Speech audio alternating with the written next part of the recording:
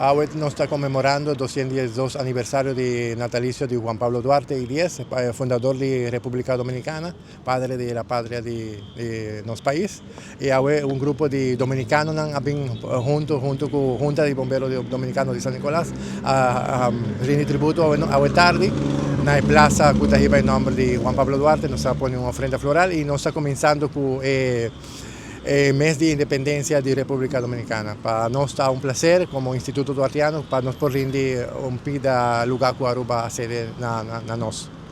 Ese é o motivo da celebração já está começar fora com a celebração. Até dia 27 de fevereiro, de maneira nós está chamando o mês pátrio de República Dominicana.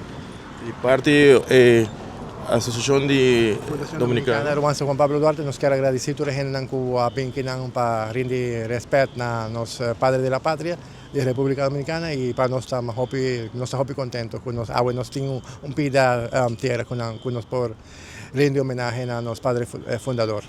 Nosotros aquí nos encontramos en la Plaza Juan Pablo Duarte rindiéndole tributo a nuestro padre de la patria, que un día como hoy nació, 212 años de vida, dejó su legado para siempre, en la eternidad.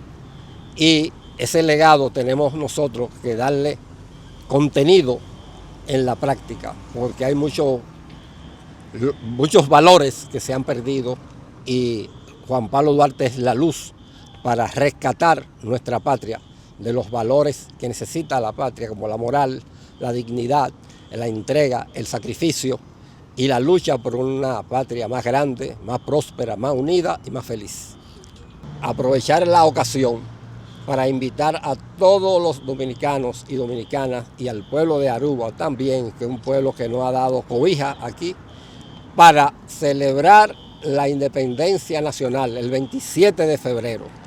Aquí vamos a estar aquí en la plaza y vamos a estar en el local de la fundación. Vamos a hacer una actividad amplia, grande, y estamos invitando desde ya a los dominicanos y a las dominicanas que nos acompañen porque es el Día de la Patria, el Día Nacional, 27 de febrero. Entonces nosotros